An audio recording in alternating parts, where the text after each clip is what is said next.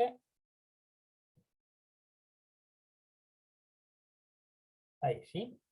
Entonces hoy terminamos de ver este repaso, este contenido que nosotros nos había quedado pendiente del curso de Física Mecánica 1, que es el movimiento del centro de masa.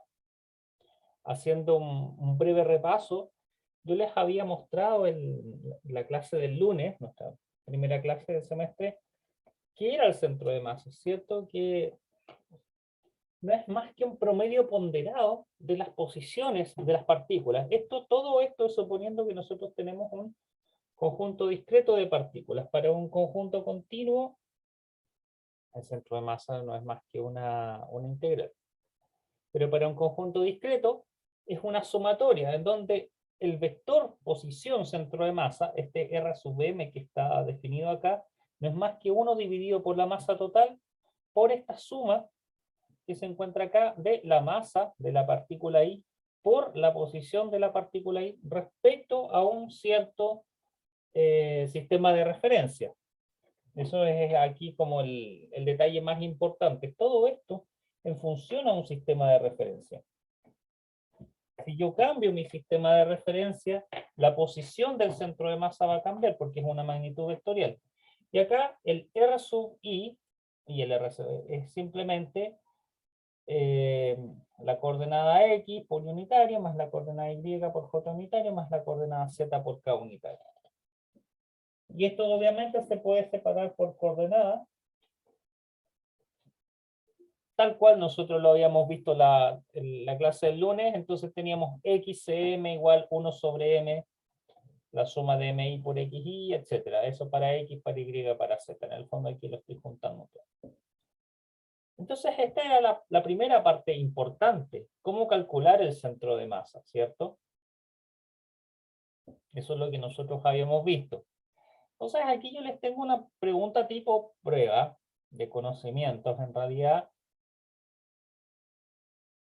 respecto a lo que a los contenidos que nosotros vimos. Así que la idea es que ustedes rápidamente lean esto y me digan, o escriban mejor dicho, cuál es la respuesta que creen ustedes que es la correcta. Dice, el centro de masa del sistema que involucra el Sol, la Tierra y Marte se ubica más cerca de la Tierra que de los otros cuerpos, más cerca de Marte que de los otros cuerpos, más cerca del Sol que de los otros cuerpos, en el centro geométrico del triángulo que une las posiciones de los tres cuerpos, o en el centro de la línea que une la Tierra con Marte.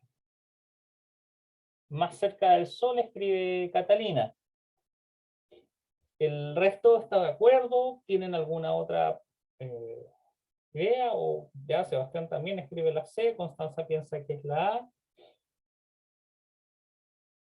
Ya. ¿Cuál es el razonamiento por el cual piensan que va a estar más cerca del Sol o más cerca de la Tierra en el caso de Constanza? ¿Qué es lo que, según ustedes, es lo que ahí importa para poder responder esa pregunta?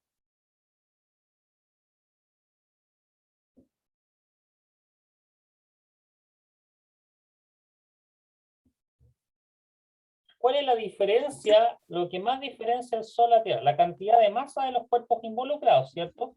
Y el Sol tiene más masa que la Tierra y Marte, ¿cierto?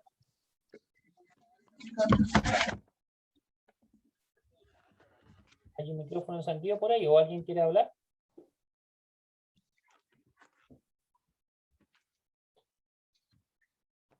Ya, entonces, claramente, como ustedes lo escriben, el factor que importa más acá es la masa, por lejos. Y el Sol tiene mucha, pero mucha más masa que la Tierra. El Sol es 109 veces más masivo que la Tierra, y la Tierra es más masiva que Marte. Por lo tanto, entre el Sol, Tierra y Marte, el que gana por lejos la pelea por las masas es el Sol. Como yo les había explicado antes, el centro de masa es un promedio ponderado por las masas, por lo tanto, y eso lo habíamos visto en el ejercicio que nosotros teníamos el lunes, ¿cierto? El centro de masa tiende a irse hacia donde hay mayor concentración de masa. Esa es como la palabra clave acá. Donde está más concentrada la masa, hacia ese lado va a tender a estar el centro de masa. Entonces, como el Sol le gana por lejos a la Tierra y Marte en términos de masa, lógicamente el centro de masa va a estar más cerca del Sol que de los otros cuerpos, así que efectivamente, jóvenes, la respuesta correcta en este caso es la letra C. Así que muy bien. A veces uno aquí se puede quizás confundir con la DEA, centro geométrico del triángulo, que tiene las posiciones de los tres cuerpos. Uno tiende a pensar que el centro de masa es centro geométrico. Entonces, supongamos, tengo, no sé, pues el Sol acá, la Tierra acá y Marte acá, suponiendo posiciones así relativas, el centro de masa va a estar justo acá en la mitad. Y eso no es válido. ¿Cuándo sería correcta esta afirmación que se encuentra en el centro geométrico? ¿Cuándo sería cierto esto? Para tres cuerpos cualquiera me refiero, no solo para el Sol, la Tierra y Marte. Exactamente, muy bien, María. Justamente, si la masa de los tres cuerpos fuese exactamente la misma, es decir, si este tuviera masa M y este M, efectivamente, el centro de masa va a estar justamente en el centro geométrico, en el baricentro del triángulo. Cuando ustedes lo sacaban en geometría en el colegio, el baricentro del... Bueno, ¿se acuerdan cómo sacaban los baricentros en... No sé si se acuerdan de un triángulo, ¿cierto? ¿Se acuerdan cómo se sacaban? Se sacaba una hacia la línea media, y de ahí se tiraban las líneas y el punto de intersección es el baricentro del triángulo. Entonces, efectivamente, así se obtiene. Pero claro, justamente tiene que ocurrir que las masas sean iguales. En este caso no es así, porque la masa del Sol es mucho mayor que las otras dos, así que entonces la respuesta correcta es la C. Y las otras no podrían ser, porque si por ejemplo estuviera más cerca de Marte, el centro de masa, eso querría decir que todo el sistema solar estaría orbitando en torno a Marte. Recuerden que por eso nosotros giramos en torno al Sol, porque en realidad no giramos en torno al Sol. Nosotros giramos en torno al centro de masa del sistema solar. Esa es la respuesta correcta, que resulta estar prácticamente en la posición del Sol. Por eso. Bien. ¿Alguna duda que haya quedado sobre esta pregunta?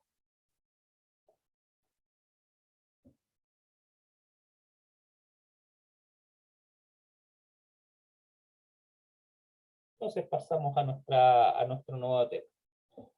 Lo que nos queda ahora ver es cómo se mueve, si ahora tengo un centro de masa que se mueve, porque hasta acá yo pensaba simplemente en un centro de masa fijo, un conjunto de partículas que está en reposo y calculo su centro de masa usando la ecuación que ya habíamos visto.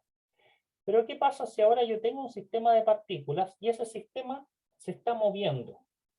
Entonces, ¿qué es lo que me interesa a mí conocer? Si yo tengo muchas partículas que se están moviendo, quizás con distintas velocidades. Ojo, imagínense acá un gas. Entonces, puedo tener una partícula moviéndose así, tengo otra partícula moviéndose allá, otra partícula moviéndose para este lado, otra partícula moviéndose para abajo y así. Muchas partículas moviéndose en direcciones distintas y con velocidades distintas. Se imaginarán ustedes que eso es bastante complejo de modelar. Entonces, a mí lo que me interesa es saber el centro de masa de esas partículas, con qué velocidad se está moviendo. Bueno, la velocidad del centro de masa, suponiendo que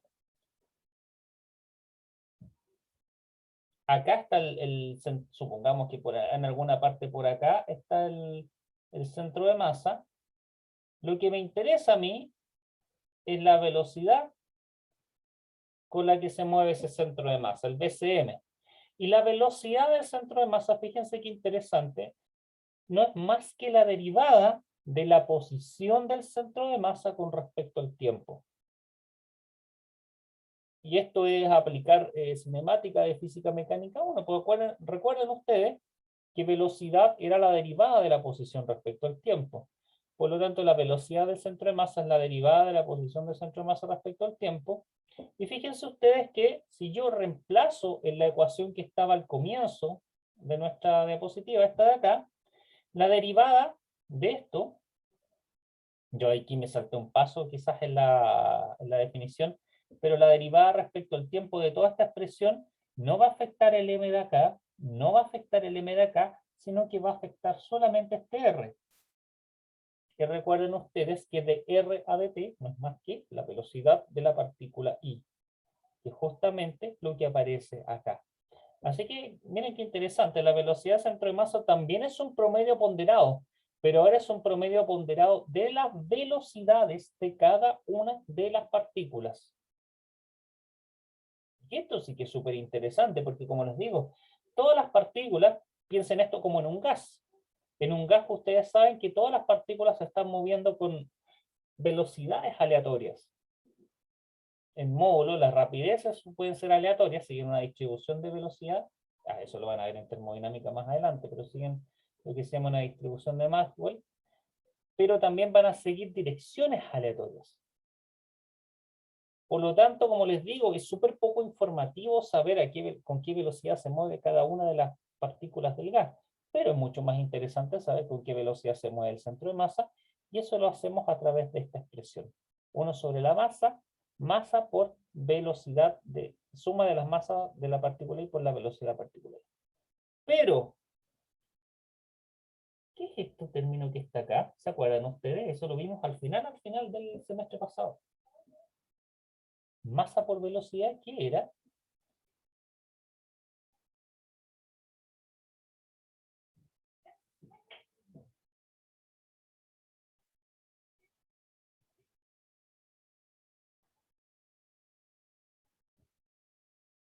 ¿Se acuerdan ustedes qué significaba masa por velocidad o no? Se lo olvidó ya. Tiempo, Eso, profe. profe, ¿no? Momentum. El momentum, el P, el famoso P, masa por velocidad. Y fíjense ustedes, esto es el momentum de la partícula I, el P sub I.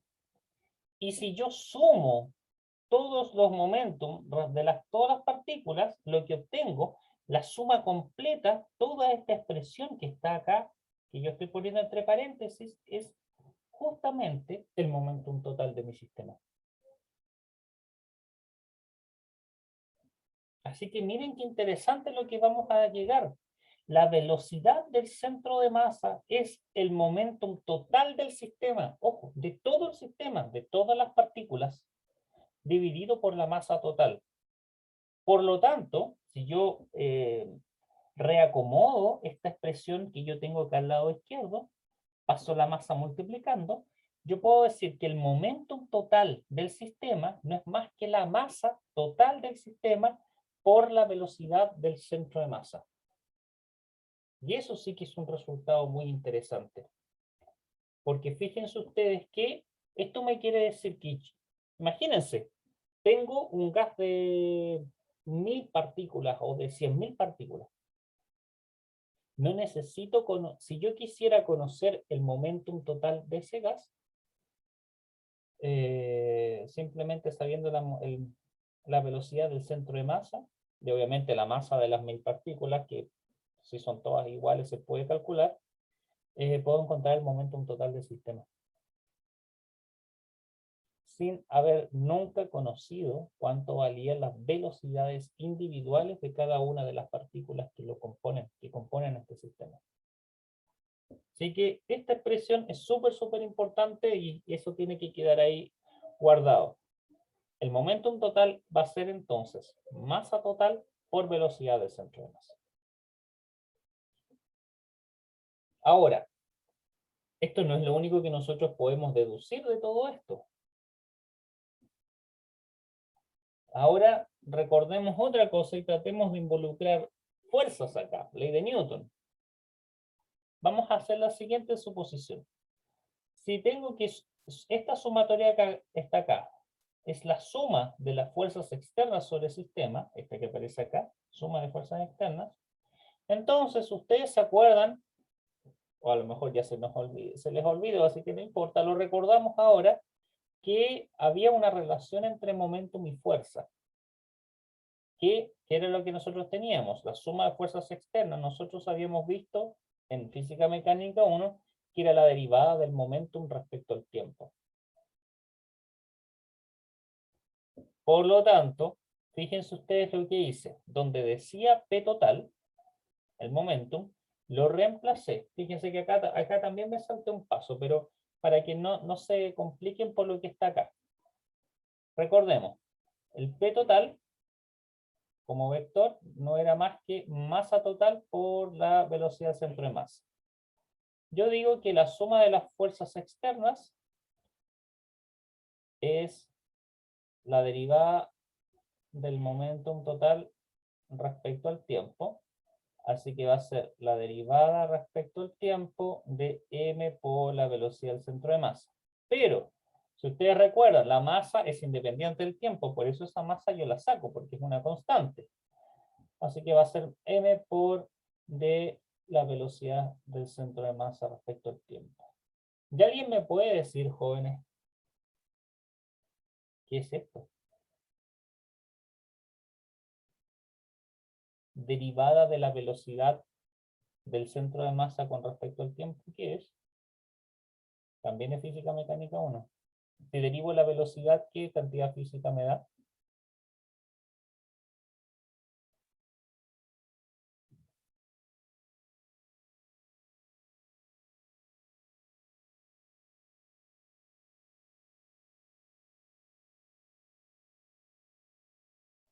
¿Alguien? Es la aceleración, profe, ¿o no? Muy bien, exactamente. Es la aceleración. Pero no es cualquier aceleración. Es la aceleración del centro de masa. Por lo tanto,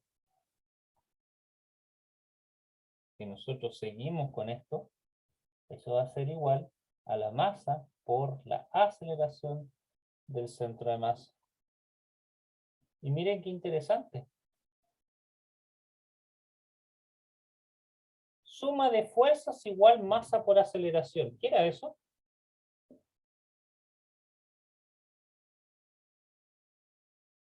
Segunda ley de Newton.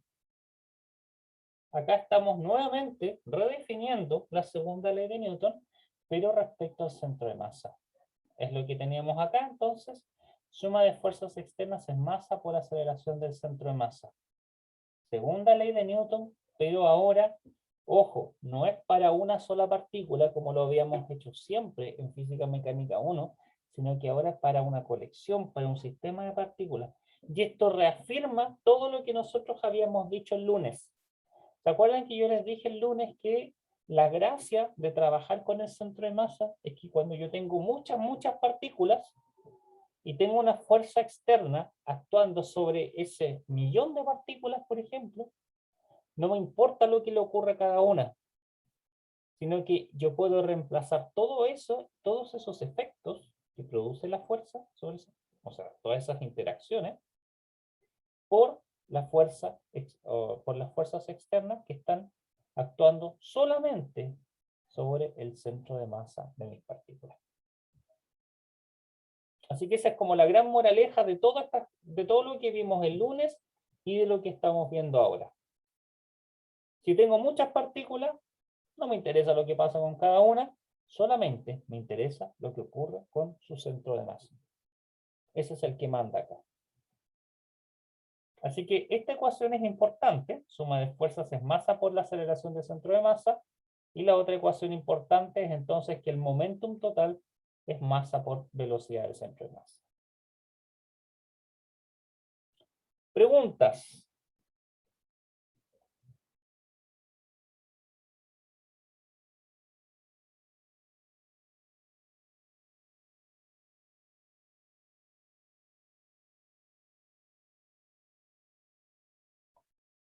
Bien, espero que es porque se haya entendido todo. Entonces esto del movimiento del centro de masa tiene varias aplicaciones. Por ejemplo, en los fuegos artificiales. Bueno, acá sale con un obús, acá el obús es un proyectil, ¿cierto? ¿Qué es lo que pasa? Veamos este proyectil que está acá. Vean, este proyectil sube, sigue una trayectoria parabólica, tal cual como nosotros lo habíamos visto en Física Mecánica 1, y acá estalla, y se separa en dos fragmentos. ¿Qué es lo que va a ocurrir? Fíjense ustedes, dice, después del estallido, los dos fragmentos siguen trayectorias individuales, pero el centro de masa sigue la trayectoria original. Miren qué interesante. Fíjense, el fragmento 1 se va por acá arriba, también sigue una parábola, pero distinta. El fragmento 2 sigue por acá abajo, también sigue una parábola, pero el centro de masa en cualquier instante de tiempo, ojo, porque el centro de masa se está moviendo, el centro de masa en cualquier instante de tiempo va a seguir la misma trayectoria. Es como que tuviera memoria, por decirlo de alguna forma, de la trayectoria original del proyectil. Miren, la trayectoria original es esta línea que se ve como fucsia acá en la pantalla de ustedes. Y se fijan que sigue esto. Sigue la misma parábola.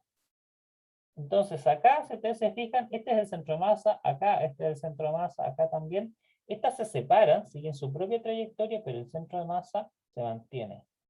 ¿Dónde más podemos ver esto? En algo que nosotros, yo creo que todas y todos hemos visto en algún momento, en los fuegos artificiales. En los fuegos artificiales esto es muy notorio. Cuando se lanza un fuego artificial, el fuego artificial hace explosión, obviamente, en algún momento, que es lo que uno ve, ¿cierto? El proyectil explota acá en el aire, y todos los fragmentos tienen movimientos distintos, ¿cierto? Pero el centro de masa de todo el sistema sigue la trayectoria original. ¿Por qué pasa eso? Conservación del momentum. Es lisa y llanamente porque el momentum tiene que conservarse. El momentum de este proyectil era 1. Cuando el proyectil se separa, va a tener un momentum acá, un momentum acá. Este es como el caso inverso de la colisión inelástica.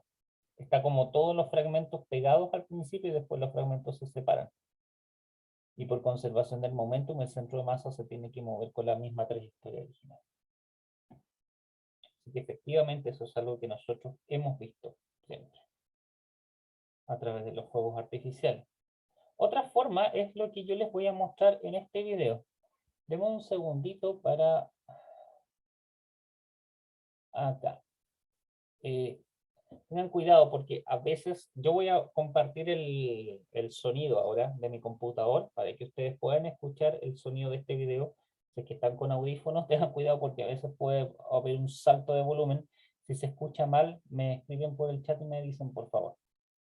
Este video es bien interesante sobre un experimento que se hace respecto a... Buenas tardes a todos y bienvenidos a otro experimento de física. Hoy vamos a ver un experimento de centro de masa, en particular con un movimiento parabólico. El primer objeto que vamos a lanzar es este. Como verán, tiene una geometría que no es uniforme. Entonces veamos cómo es el movimiento de este objeto. Y el segundo objeto que vamos a lanzar es este mazo. 1, 2, 3. Ahora lo que vamos a hacer es colocar unos LEDs en su centro de masa. Resulta que esos dos puntos son el centro de masa de estos dos objetos. Vamos a apagar la luz y ver solo el movimiento enfocándonos en los LEDs. Y verán que el movimiento es efectivamente un movimiento parabólico. Tanto para este objeto, este es su centro de masa, y para este objeto, este es su centro de masa. Entonces ahora hagamos el mismo lanzamiento, pero enfocándonos en el centro de masa del objeto. Bueno, ahora vamos a lanzar este objeto con estos LEDs justo en el centro de masa para que vean la trayectoria que este describe. 1, 2, 3.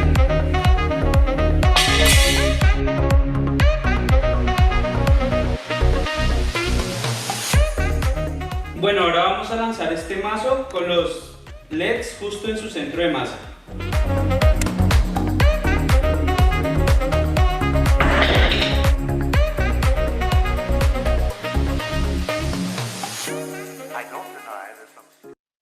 Bien, hasta ahí nomás.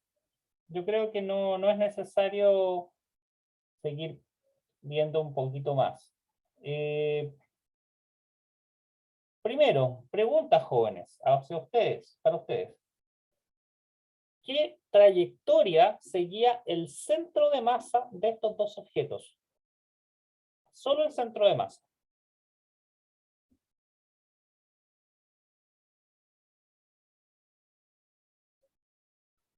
Era una parábola, ¿cierto? Una trayectoria parabólica. A pesar de que el objeto completo seguía una trayectoria súper diferente.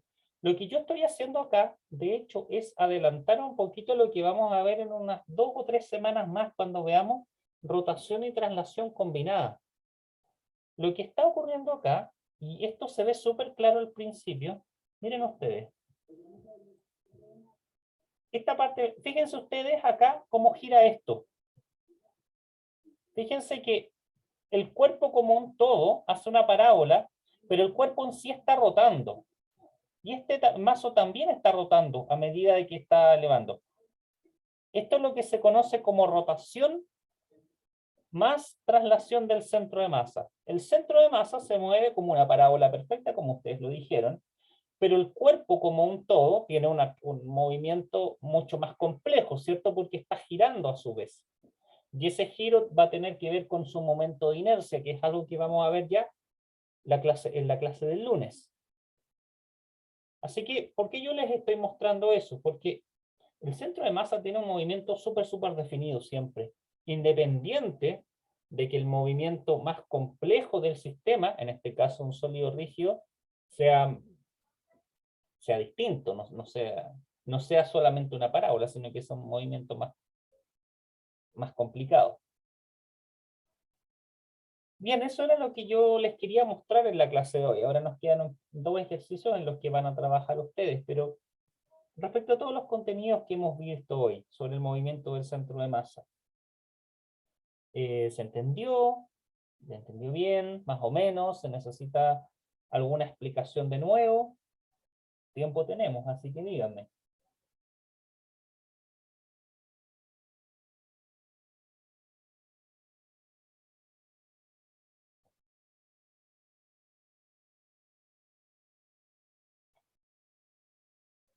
Ya.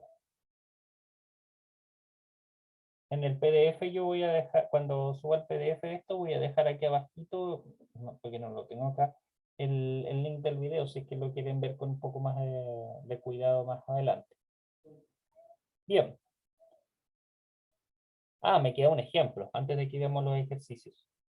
Al final vamos a ver los ejercicios. Dice, un cohete se dispara verticalmente hacia arriba. Este lo voy a resolver yo, los otros los hacen ustedes. En el instante en que llega a una altura de 1000 metros y una rapidez de 300 metros por segundo, explotan 3 fragmentos de igual masa. Un fragmento se mueve hacia arriba a 450 metros por segundo después de la explosión. El segundo fragmento tiene una rapidez de 240 metros por segundo y se mueve al este. Y después dice cuál es la velocidad del tercer fragmento justo después de la explosión. Así que el cohete va inicialmente completo, entero hacia arriba, y después explota en 3 fragmentos distintos. Sé que uno se mueve para arriba, otro se mueve para el este, y un tercero no sabemos en realidad hacia dónde se va a mover. ¿Cómo resolvemos esto? Díganme ustedes, ¿qué es lo que se va a conservar? ¿Se conservará alguna cantidad física en todo este proceso o no se conserva nada? ¿Se conservará la energía, por ejemplo? ¿Qué creen ustedes?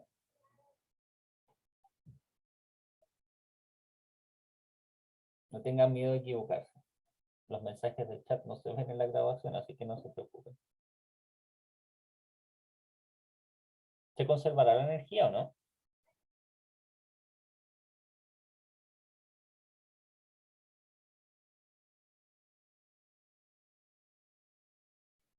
Nadie lo quiere, nadie se atreve a responder. Bueno, la energía no se conserva acá. Recuerden, las explosiones son lo inverso a las colisiones inelásticas. Y se acuerdan ustedes que nosotros veíamos que las colisiones inelásticas, la energía No hay conservación de energía, porque parte de la energía se disipa en forma de calor. En una explosión, con mayor razón. En una explosión hay disipación de energía que se va en forma de calor. Por lo tanto, no hay conservación de energía. Pero sí va a haber conservación de momentum. Y esa es la clave para resolver este ejercicio. El momentum, cuando el cohete está entero, va a ser el mismo momentum que después del que se divide en 3 fragmentos de este cohete. Entonces aquí, fíjense, espero que se entienda este dibujo. Yo lo voy a explicar lentamente para que se sepa qué es lo que estoy haciendo acá. Ya. Acá estaba mi cohete inicial. Iba subiendo tranquilamente el cohete con un momentum inicial, que yo llamo P sub i. Este cohete explota en 3 fragmentos. Acá está el primer fragmento, que según el ejercicio se va a mover hacia arriba. Por eso le estoy poniendo esta flecha celeste. Tiene un segundo fragmento que se va a mover hacia el este. Estoy considerando que aquí el este va hacia la derecha, simplemente por simplicidad nomás, ¿ya? Este es el segundo fragmento. Y el tercer fragmento va a tener el momentum P sub 3, pero yo no conozco, por eso tengo un signo de interrogación acá, yo no conozco en qué dirección se va a mover. Lo único que yo sé es que el momentum final combinado de estos 3 fragmentos tiene que ir en la misma dirección que el momentum inicial. Es decir, P sub i total y P sub f total deben ser exactamente iguales. ¿Se entiende la explicación del dibujo, no? Si quieres lo hago de nuevo, porque sé que puede parecer, no es muy claro a lo mejor si se muestra así.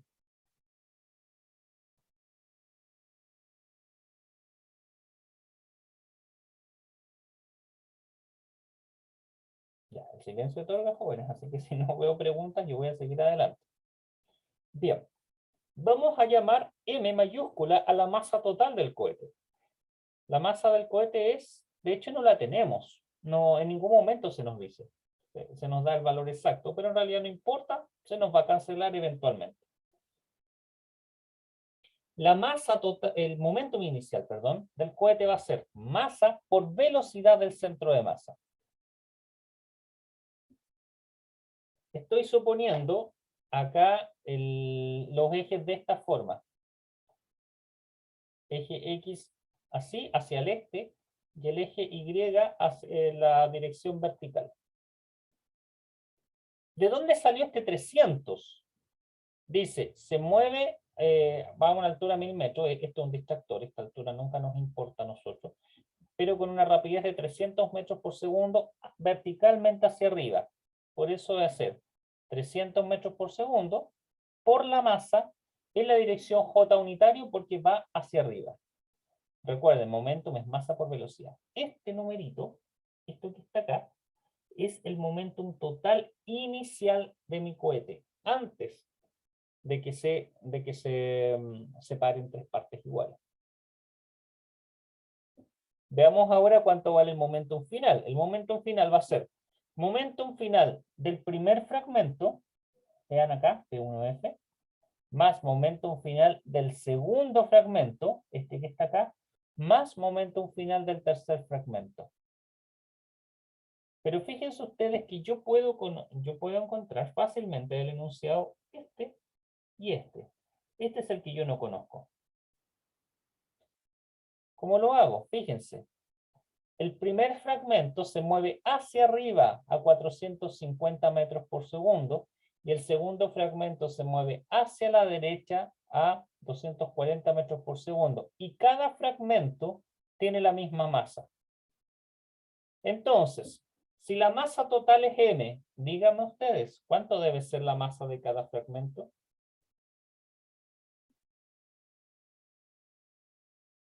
¿Cuál va a ser la masa de este fragmento y de este fragmento? M tercios. Bien fácil, ¿cierto? Muy bien, Sebastián. Así que va a ser m tercios por la velocidad del primer fragmento, 450 metros por segundo, en la dirección J unitario, porque va para arriba. este es el momentum inicial final, perdón, del primer fragmento, más m tercios, la masa del otro fragmento, por su velocidad, que es 240 metros por segundo, pero ahora en la dirección y unitaria, porque va hacia la derecha, hacia el este, más el momentum final 3. Entonces, fíjense ustedes lo que hice acá. 450 partido en 3 es 150, 240 partido en 3 es 80, y lo que hice de acá arriba acá abajo, que el momentum del fragmento 3 es su masa, que de nuevo es m tercios, por la velocidad del fragmento 3. Y en realidad lo que me interesa acá justamente es esto. Esto es lo que a mí me importa, el d sub 3 final. Entonces, acá donde nosotros usamos la magia, jóvenes, y esto es algo que no se tiene que olvidar, porque lo vamos a seguir utilizando durante Física Mecánica 2. Momentum inicial tiene que ser igual al momentum final. PI es igual a P sub F. Eso es conservación de momentum. Por lo tanto, 300 mj unitario tiene que ser igual a toda esta expresión que está acá. Así que usamos conservación del momentum. Vamos a tener esto, 300 mj unitario es 150 m más 80 mi más m tercio. Y fíjense ustedes que ahí podemos fácilmente eliminar todas nuestras masas. ¿Cómo resolvemos esto? Nuestra incógnita es B3F. Este 3 que está dividiendo lo pasamos multiplicando y simplemente reducimos términos semejantes, juntamos los I con los I, los J con los J. Y si hacemos eso, es muy fácil despejar la velocidad del tercer fragmento. Va a ser 3 por todo esto. No nos compliquemos con esto, esto es matemática nomás. Lo que nos importa acá es el resultado final. Va a ser menos 240 metros por segundo I más 450 metros por segundo J.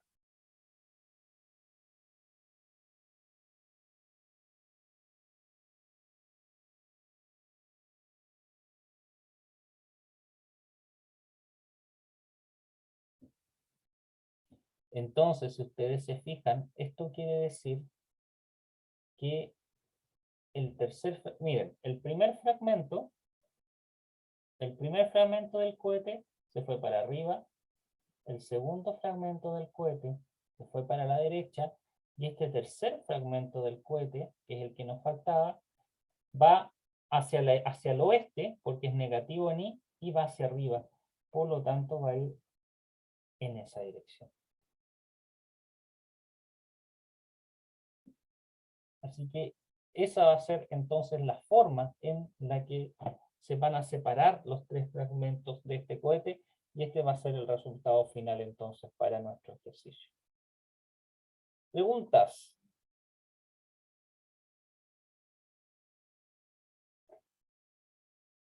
Y todo esto tiene mucha lógica. ¿Por qué es menos 240 acá? Porque este se tiene que cancelar con el de la derecha.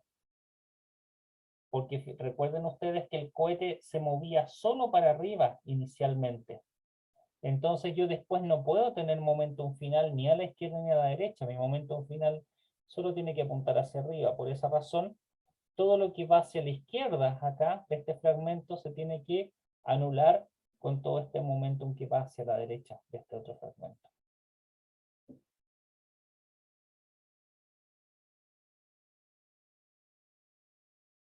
Ah, ¿por qué se elimina la m? Porque tenemos masas a ambos lados de la ecuación. Acá. El momentum inicial, si tú lo miras acá, era 300 veces la masa total del sistema.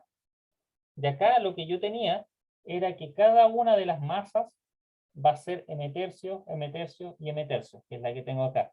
Entonces, si tú te fijas de esta ecuación acá, tengo masas a la izquierda por el momentum inicial y masas a la derecha por el momentum final. Aunque acá está dividiendo por 3, eso da lo mismo. Las masas igual se pueden simplificar. Divido por m a la izquierda y a la derecha la ecuación y se van a cancelar.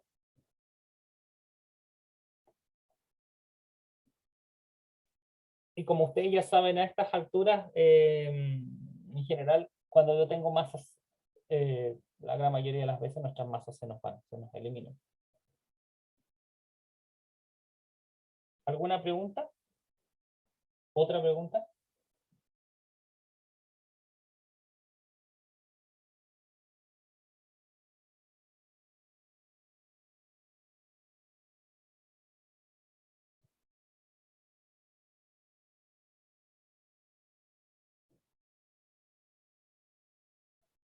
Ya. Miren, acá yo les tengo un ejercicio propuesto para hacer esto una clase práctica, pero este lo voy a dejar al revés. Me arrepentí y voy a dejar este primero. Después el otro, si es que nos alcanza el tiempo. Me interesa mucho más este porque es un poco más complejo. Pero este es un ejercicio tipo prueba por si acaso. Una prueba yo simplemente le pondría las alternativas nomás. Aquí se las saqué, pero este es un ejercicio tipo prueba. Dice, el bloque A tiene una masa de 4 kilogramos y se mueve con una rapidez de 2 metros por segundo, mientras que el bloque B tiene una masa de 8 kilogramos y se mueve a 3 metros por segundo en la dirección opuesta. ¿Cuál es la velocidad del centro de masa del sistema compuesto por los dos bloques? Así que yo les voy a dar 10 minutos para que lo resuelvan. Mientras tanto voy a pausar la grabación. De hecho, incluso un poquito menos si es que lo alcanzan a hacer, para que tengamos tiempo de revisarlo. ¿Ya? Voy a pausar mi grabación mientras tanto. Grabación. Bien. Revisémoslo entonces. No era un ejercicio fácil, lo sé, pero es un ejercicio tipo prueba, como les decía. Entonces, ¿qué es lo que nosotros tenemos acá? Teníamos entonces estos dos bloques. Voy a dibujarlo de nuevo para que quede acá los números. 2 metros partidos por segundo. La masa del bloque A eran 4 kilogramos y la del B era 8. Así que este es 4,0 kilogramos. Y la masa del bloque, o sea, el bloque B se movía a 3 metros por segundo y tenía una masa de 8 kilogramos. Entonces yo les decía a ustedes que acá lo importante era establecer un sistema de referencia. Yo voy a poner el origen acá, en la posición inicial. Entonces colocamos el origen en la posición inicial del bloque A. Si yo coloco el origen ahí, entonces, ¿qué es lo que yo puedo tener? Voy a tener la posición del bloque A como función del tiempo y va a ser posición inicial, que es 0, más la rapidez de A multiplicado por el tiempo. Hago lo mismo con el bloque B. La posición del bloque B va a ser posición inicial. ¿Se acuerdan que yo les dije a ustedes que nosotros no tenemos la posición inicial de B? Así que le puedo poner, la habíamos puesto distancia D. Bueno, pongámosle distancia D. Esta distancia acá que une inicialmente los bloques A y B. Así que va a ser posición inicial, que es, ¿dónde estoy? Es D menos rapidez de B por T. ¿Por qué menos? Porque el bloque B se mueve en sentido contrario. Bien, entonces con esta información yo puedo encontrar la posición del centro de masa. Recuerden, la posición del centro de masa va a ser 1 partido por la masa total, y la masa total no es más que la masa de A más la masa de B, por la suma de las posiciones multiplicadas por la masa. Así que va a ser masa del bloque A por su posición, que es rapidez del bloque A por tiempo, menos, o mejor dicho más, masa del bloque B por la posición del bloque B, que es D menos velocidad de por T. Ustedes dirán, profe, pero esto se ve complicado. Sí, pero ya vamos a ver que la velocidad del centro de masa va a ser mucho más fácil.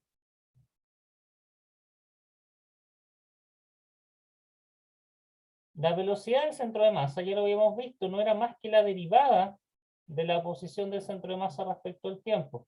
Fíjense ustedes que la derivada no va, lo único que va a tomar acá son las cosas que tienen t. Recuerden ustedes que la derivada respecto al tiempo, lo único que va a hacer es eliminar la t. Así que va a ser 1 partido de MA más MB, eso no cambia. Y fíjense ustedes, MA por BA por T. ¿Cuál es la derivada de esto respecto al tiempo? Eso nomás. Y fíjense de acá que van a salir dos términos, pero la derivada de todo este término, este que voy a subrayar acá, es 0, porque esto es una constante. Por eso yo les decía a ustedes que no importaba cuál era la separación inicial entre ambos. Porque yo cuando derivo, para encontrar la velocidad del centro de masa, eso simplemente se va a hacer 0. Así que va a quedar simplemente menos masa del bloque B por la rapidez del bloque B y listo. Porque la derivada respecto al tiempo es 1. Así que ahora simplemente reemplazo nomás. Va a ser masa del bloque A, que es 4 kilogramos por la rapidez, que es 2 metros por segundo, menos la masa del bloque B, que es 8, por la rapidez del bloque B, que es 3, y todo esto dividido por la suma de las dos masas.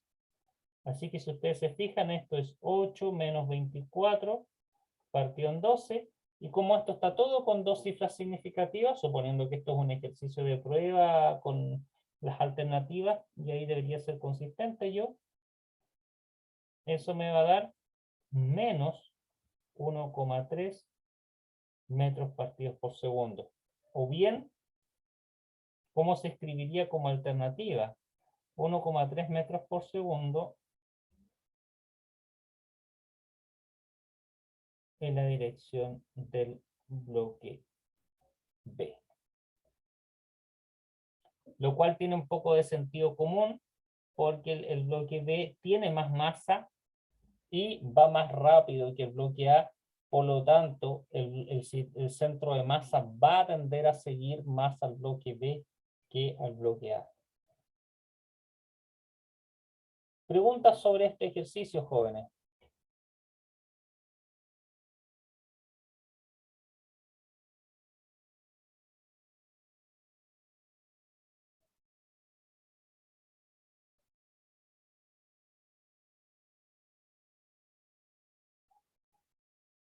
Ya, si no hay preguntas, vamos a dejar nuestra clase hasta acá. Yo voy a detener mi grabación.